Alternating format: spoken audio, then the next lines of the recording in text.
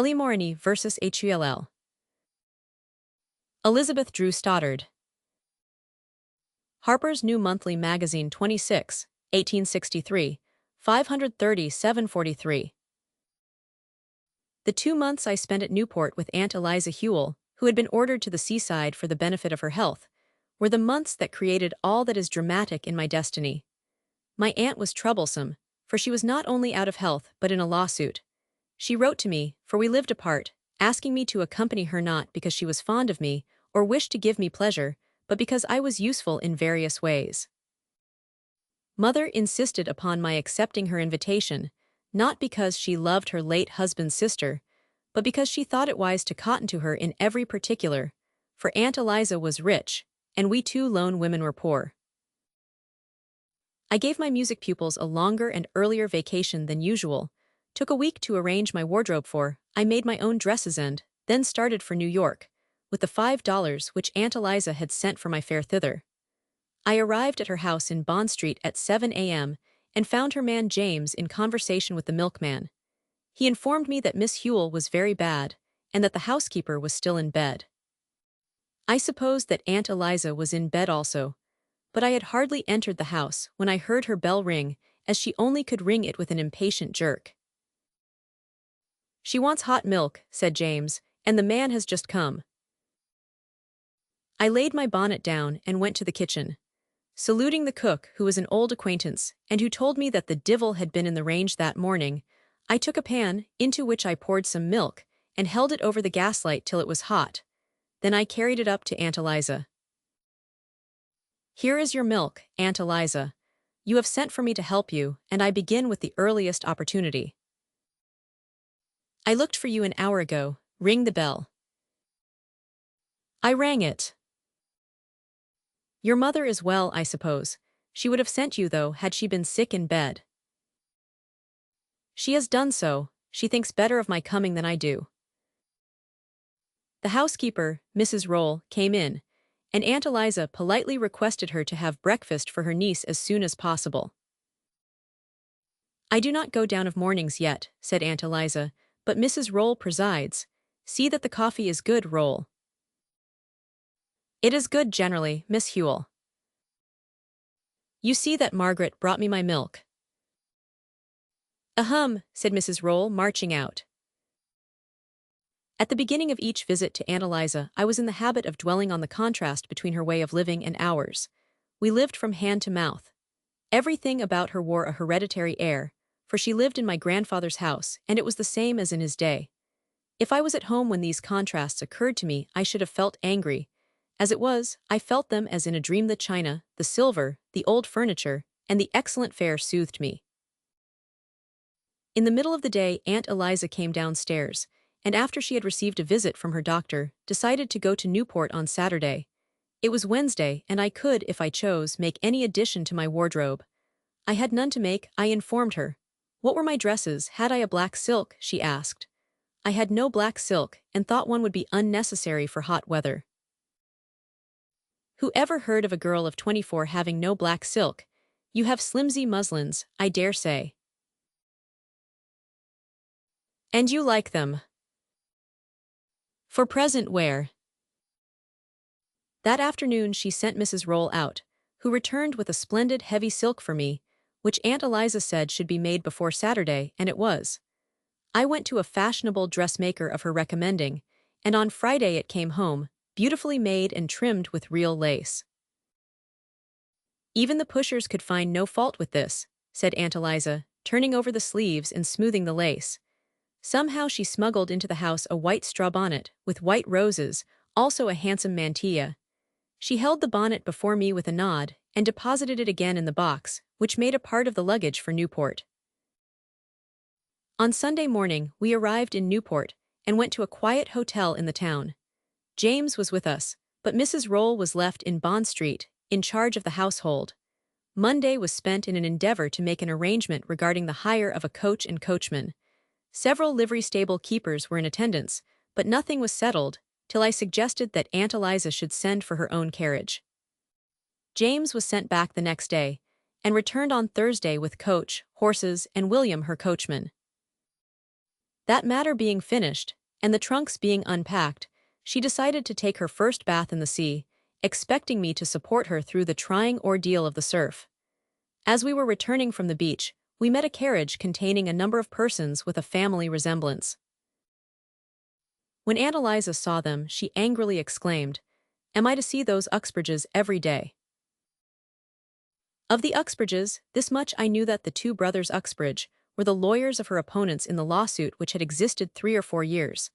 I had never felt any interest in it, though I knew that it was concerning a tract of ground in the city which had belonged to my grandfather, and which had, since his day, become very valuable. Litigation was a habit of the Huell family, so the sight of the Uxbridge family did not agitate me as it did Aunt Eliza. The sly, methodical dogs, but I shall beat Lemorne yet. How will you amuse yourself then, Aunt? I'll adopt some boys to inherit what I shall save from his clutches. The bath fatigued her, so she remained in her room for the rest of the day, but she kept me busy with 100 trifles. I wrote for her, computed interest, studied out bills of fare, till 4 o'clock came, and with it a fog. Nevertheless, I must ride on the avenue, and the carriage was ordered. Wear your silk, Margaret. It will just about last your visit through the fog will use it up. I am glad of it, I answered. You will ride every day. Wear the bonnet I bought for you also. Certainly, but won't that go quicker in the fog than the dress? Maybe, but wear it. I rode every day afterward, from 4 to 6, in the black silk, the mantilla, and the white straw. When Aunt Eliza went, she was so on the alert for the Uxbridge family carriage that she could have had little enjoyment of the ride. Rocks never were a passion with her, she said, nor promontories, chasms, or sand. She came to Newport to be washed with salt water. When she had washed up to the doctor's prescription, she should leave, as ignorant of the peculiar pleasures of Newport as when she arrived. She had no fancy for its conglomerate societies, its literary cottages, its parvenu suites of rooms, its saloon habits, and its bathing herds. I considered the rides a part of the contract of what was expected in my 2 months' performance. I did not dream that I was enjoying them, any more than I supposed myself to be enjoying a sea bath while pulling Aunt Eliza to and fro in the surf. Nothing in the life around me stirred me, nothing in nature attracted me. I liked the fog. Somehow it seemed to emanate from me instead of rolling up from the ocean, and to represent me. Whether I went alone or not, the coachman was ordered to drive a certain round. After that I could extend the ride in whatever direction I pleased, but I always said, "Anywhere, William." One afternoon, which happened to be a bright one, I was riding on the road which led to the glen, when I heard the screaming of a flock of geese which were waddling across the path in front of the horses. I started, for I was asleep probably, and looking forward, saw the Uxbridge carriage, filled with ladies and children, coming toward me, and by it rode a gentleman on horseback. His horse was rearing among the hissing geese, but neither horse nor geese appeared to engage him. His eyes were fixed upon me. The horse swerved so near that its long mane almost brushed against me. By an irresistible impulse, I laid my ungloved hand upon it, but did not look at the rider. Carriage and horseman passed on, and William resumed his pace. A vague idea took possession of me that I had seen the horseman before on my various drives. I had a vision of a man galloping on a black horse out of the fog, and into it again. I was very sure, however, that I had never seen him on so pleasant a day as this. William did not bring his horses to time. It was after 6 when I went into Aunt Eliza's parlor, and found her impatient for her tea and toast. She was crosser than the occasion warranted, but I understood it when she gave me the outlines of a letter she desired me to write to her lawyer in New York. Something had turned up. He had written her. The Uxbridges believed that they had ferreted out what would go against her. I told her that I had met the Uxbridge carriage. One of them is in New York. How else could they be giving me trouble just now? There was a gentleman on horseback beside the carriage. Did he look mean and cunning? He did not wear his legal beaver up, I think, but he rode a fine horse and sat it well. A lawyer on horseback should, like the beggar of the adage, ride to the devil. Your business now is the Lemorne. You know it is. I did not know, but that you had found something besides to litigate. It must have been Edward Uxbridge that you saw. He is the brain of the firm. You expect Mr. Van Horn. Oh, he must come. I cannot be writing letters. We had been in Newport 2 weeks when Mr. Van Horn, Aunt Eliza's lawyer, came. He said that he would see Mr. Edward Uxbridge. Between them they might delay a term, which he thought would be best. Would Miss Huell ever be ready for a compromise? He jestingly asked. Are you suspicious? She inquired. No, but the Uxbridge chaps are clever. He dined with us, and at 4 o'clock Aunt Eliza graciously asked him to take a seat in the carriage with me, making some excuse for not going herself. Hullo, said Mr. Van Horn when we had reached the country road, there's Uxbridge now, and he waved his hand to him. It was indeed the black horse and the same rider that I had met. He reined up beside us and shook hands with Mr. Van Horn. We are required to answer this new complaint, said Mr. Van Horn. Mr. Uxbridge nodded. And after that the judgment. Mr. Uxbridge laughed. I wish that certain gore of land had been sunk, instead of being mapped, in 1835. The surveyor did his business well enough, I am sure. They talked together in a low voice for a few minutes, and then Mr. Van Horn leaned back in his seat again. Allow me, he said, to introduce you Uxbridge to Miss Margaret Huell, Miss Huell's niece. Huell versus Brown, you know, he added in an explanatory tone, for I was Huell vs. Brown's daughter. Oh, said Mr. Uxbridge, bowing and looking at me gravely.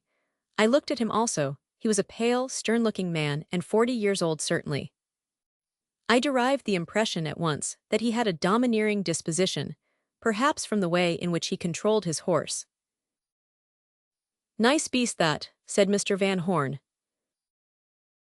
Yes, he answered, laying his hand on its mane, so that the action brought immediately to my mind the recollection that I had done so too. I would not meet his eye again, however. How long shall you remain, Uxbridge?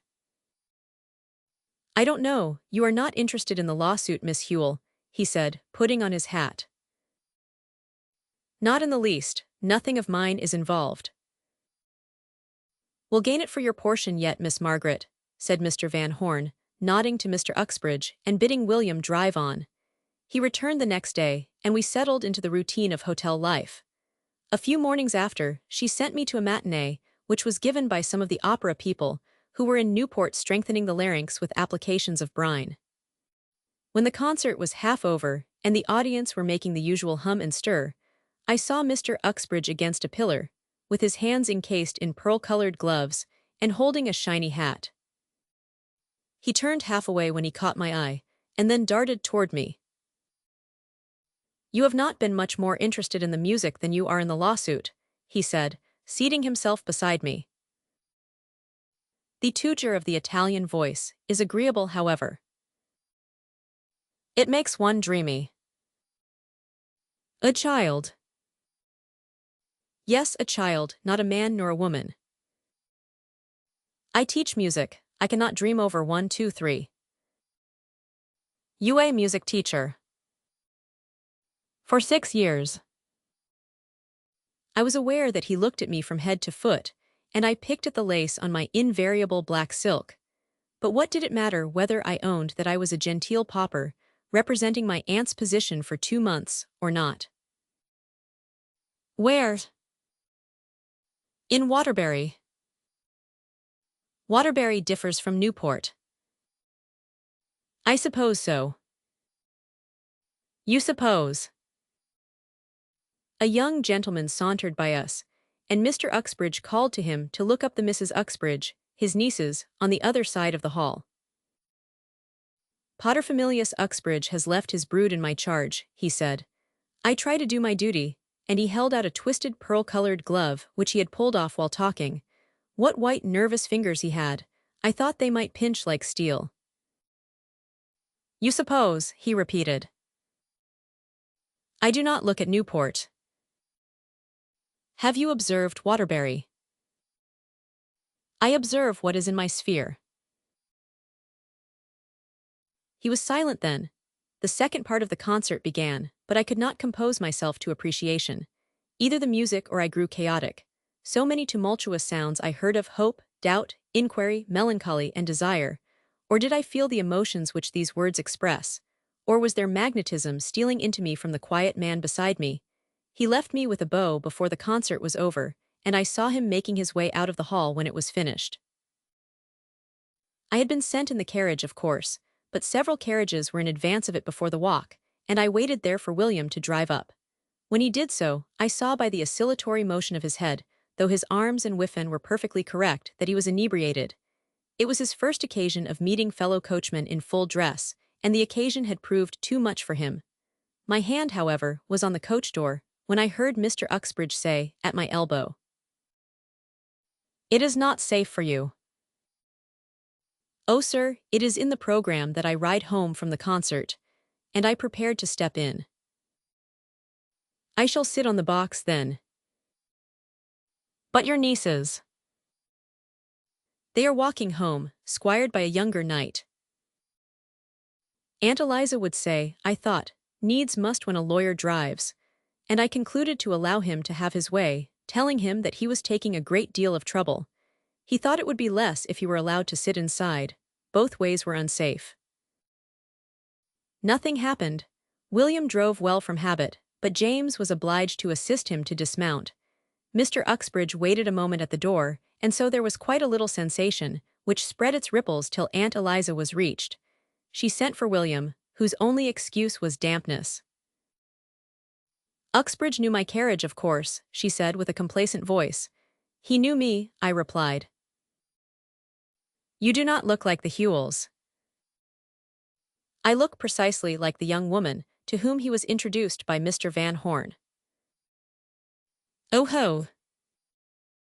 He thought it unsafe for me to come alone under William's charge. "Uh-huh." No more was said on the subject of his coming home with me. Aunt Eliza had several fits of musing in the course of the evening while I read aloud to her, which had no connection with the subject of the book. As I put it down, she said that it would be well for me to go to church the next day. I acquiesced, but remarked that my piety would not require the carriage, and that I preferred to walk. Besides, it would be well for William and James to attend divine service. She could not spare James, and thought William had better clean the harness, by way of penance. The morning proved to be warm and sunny. I donned a muslin dress of home manufacture and my own bonnet, and started for church. I had walked but a few paces when the consciousness of being free and alone struck me.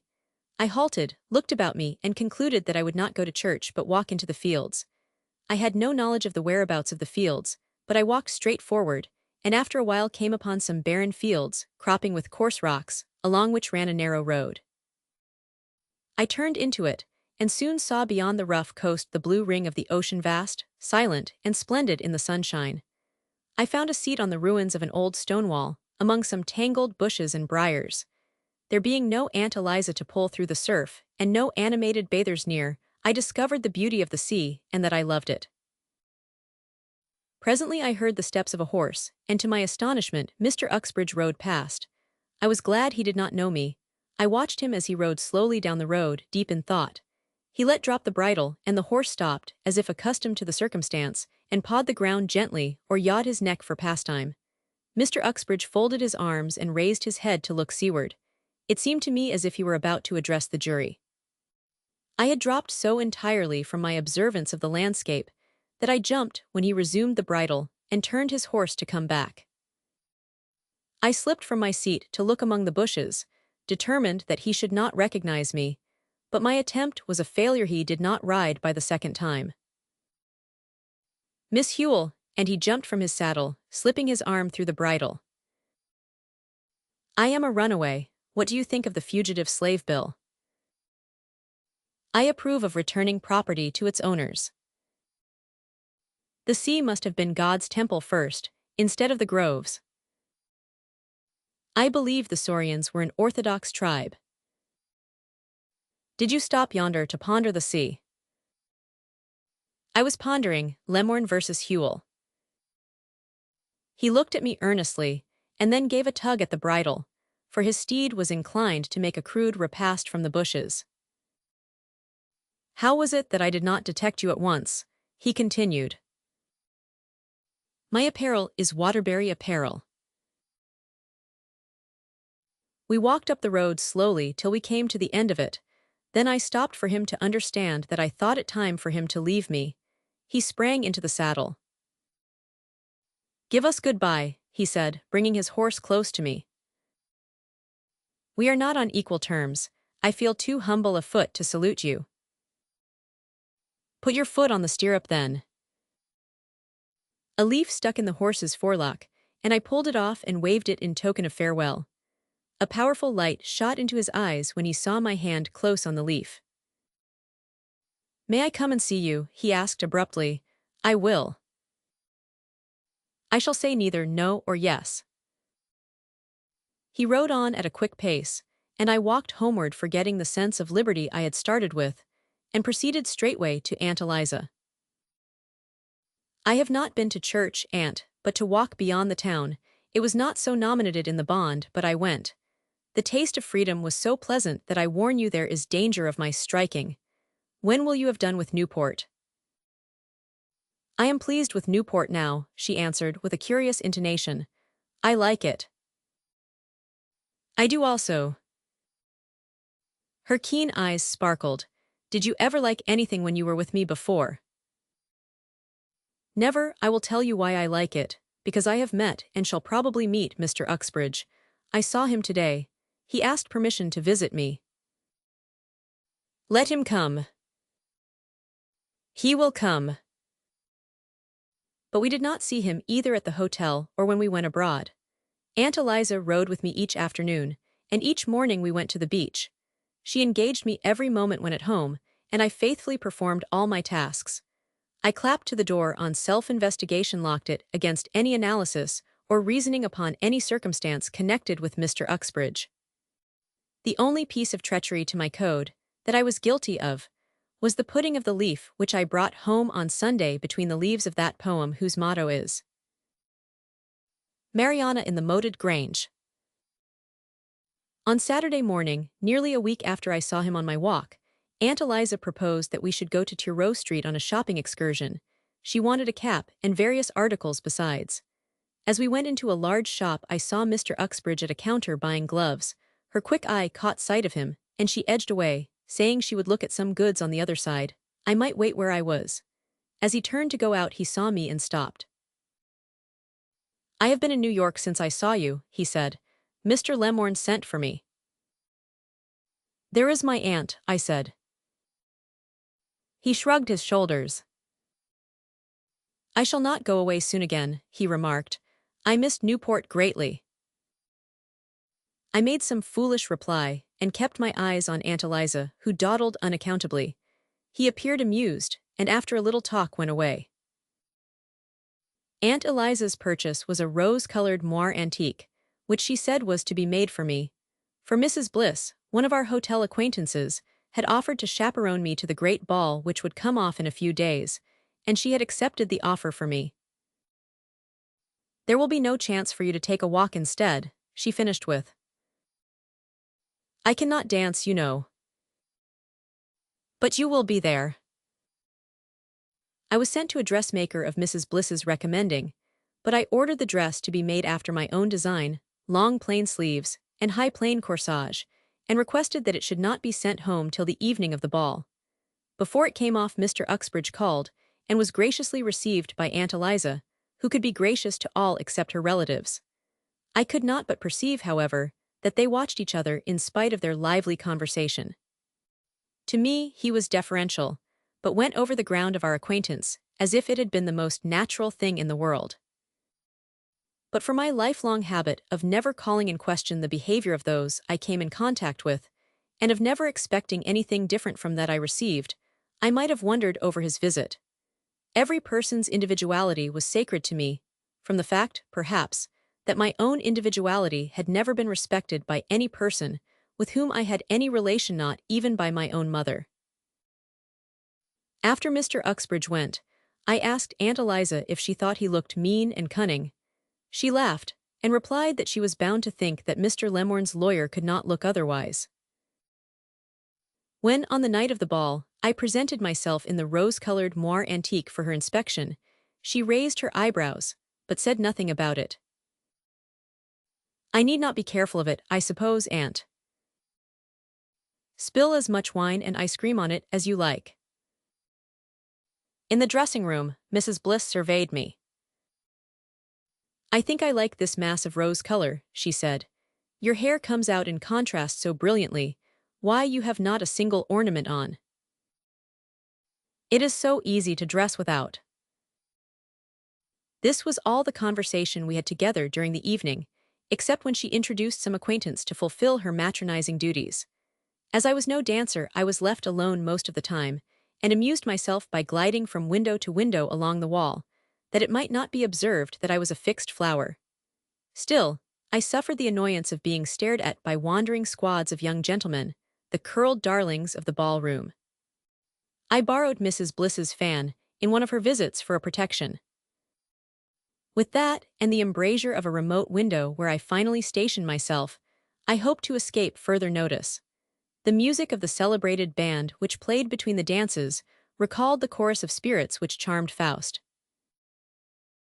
And the fluttering ribbons of drapery cover the plains, cover the bowers, where lovers, deep in thought, give themselves for life.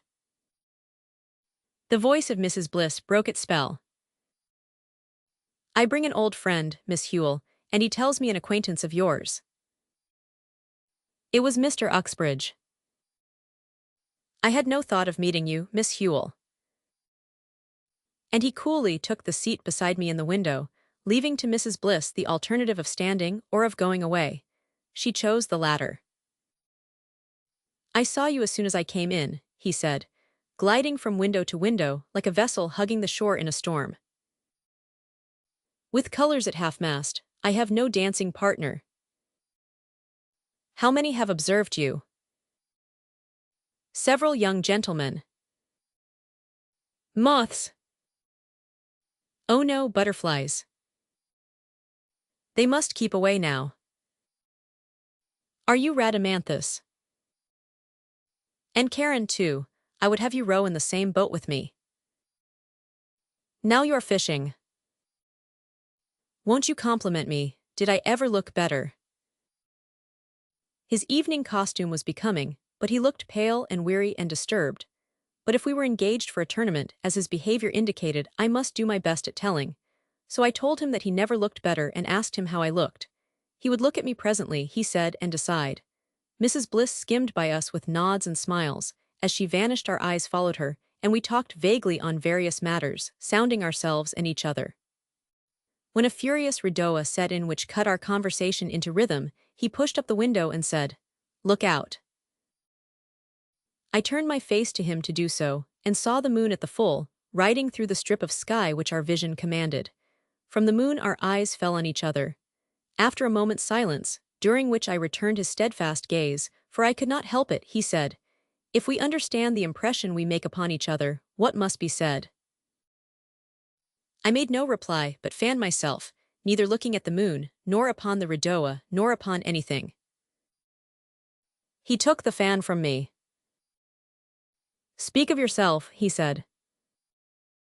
"Speak you." "I am what I seem, a man within your sphere, by all the accidents of position and circumstance suited to it. Have you not learned it? I am not what I seem. I never wore so splendid a dress as this till tonight, and shall not again." He gave the fan such a twirl that its slender stick snapped, and it dropped like the broken wing of a bird. "Mr. Uxbridge, that fan belongs to Mrs. Bliss." He threw it out of the window. "You have courage, fidelity, and patience, this character with a passionate soul. I am sure that you have such a soul." "I do not know. I have fallen in love with you. It happened on the very day when I passed you on the way to the glen. I never got away from the remembrance of seeing your hand on the mane of my horse." He waited for me to speak, but I could not. The balance of my mind was gone. Why should this have happened to me, a slave? As it had happened, why did I not feel exultant in the sense of power which the chance for freedom with him should give? "What is it, Margaret? Your face is as sad as death." How do you call me, Margaret? As I would call my wife Margaret. He rose and stood before me to screen my face from observation. I supposed so, and endeavored to stifle my agitation. You are better, he said presently. Come go with me and get some refreshment. And he beckoned to Mrs. Bliss, who was down the hall with an unwieldy gentleman. Will you go to supper now? She asked. We are only waiting for you, Mr. Uxbridge answered, offering me his arm. When we emerged into the blaze and glitter of the supper room, I sought refuge in the shadow of Mrs. Bliss's companion, for it seemed to me that I had lost my own. Drink this champagne, said Mr. Uxbridge. Pay no attention to the colonel on your left, he won't expect it. Neither must you. Drink. The champagne did not prevent me from reflecting on the fact that he had not yet asked whether I loved him. The spirit chorus again floated through my mind. Where lovers, deep in thought, give themselves for life. I was not allowed to give myself. I was taken. No heel taps, he whispered to the bottom coif. Take me home, will you? Mrs. Bliss is not ready. Tell her that I must go. He went behind her chair and whispered something, and she nodded to me to go without her. When her carriage came up, I think he gave the coachman an order to drive home in a roundabout way, for we were a long time reaching it. I kept my face to the window, and he made no effort to divert my attention. When we came to a street, whose thick rows of trees shut out the moonlight, my eager soul longed to leap out into the dark and demand of him his heart, soul, life for me. I struck him lightly on the shoulder. He seized my hand. Oh, I know you, Margaret, you are mine. We are at the hotel. He sent the carriage back, and said that he would leave me at my aunt's door. He wished that he could see her then.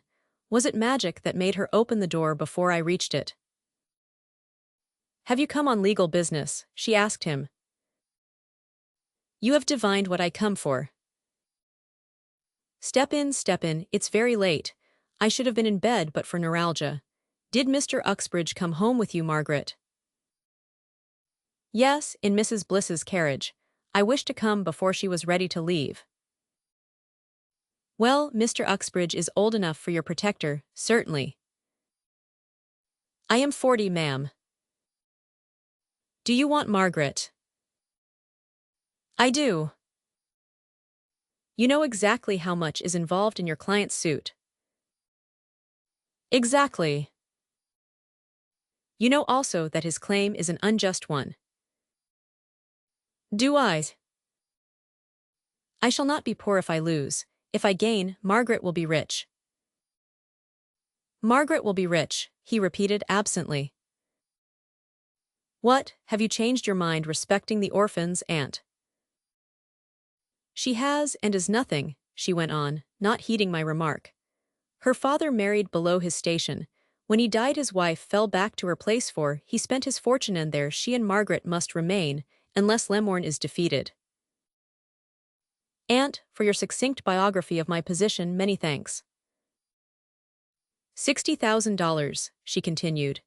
Van Horn tells me that, as yet, the firm of Uxbridge Brothers have only an income, no capital. It is true, he answered musingly. The clock on the mantel struck 2. $1,000 for every year of my life, she said. You and I, Uxbridge, know the value and beauty of money. Yes, there is beauty in money, and looking at me, beauty without it. The striking of the clock, I soliloquized, proves that this scene is not a phantasm. Margaret is fatigued, he said, rising. May I come tomorrow?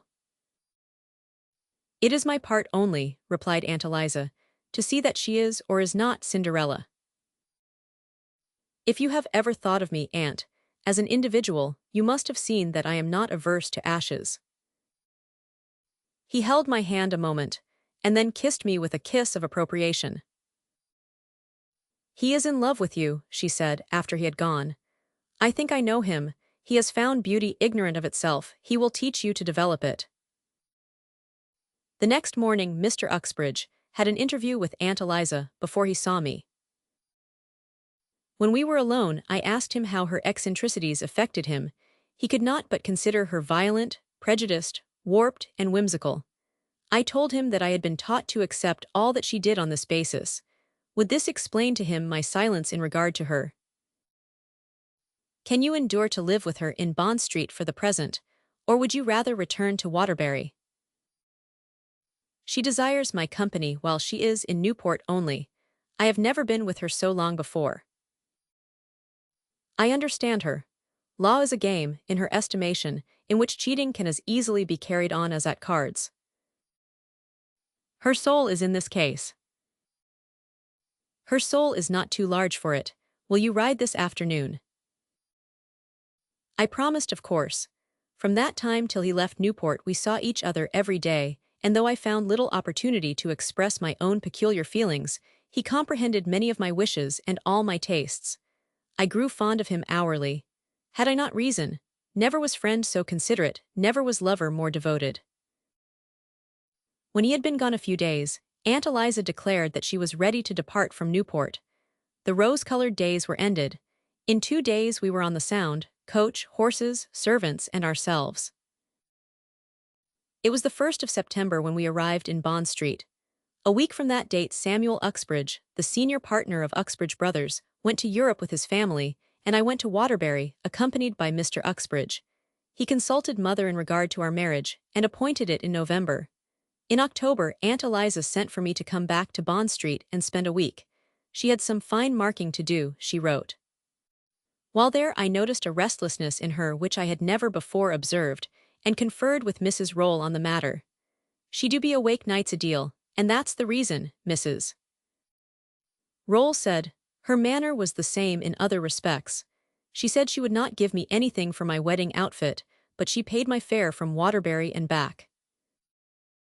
She could not spare me to go out, she told Mr. Uxbridge, and in consequence I saw little of him while there. In November we were married. Aunt Eliza was not at the wedding, which was a quiet one. Mr. Uxbridge desired me to remain in Waterbury till spring. He would not decide about taking a house in New York till then. By that time his brother might return, and if possible we would go to Europe for a few months. I acquiesced in all his plans.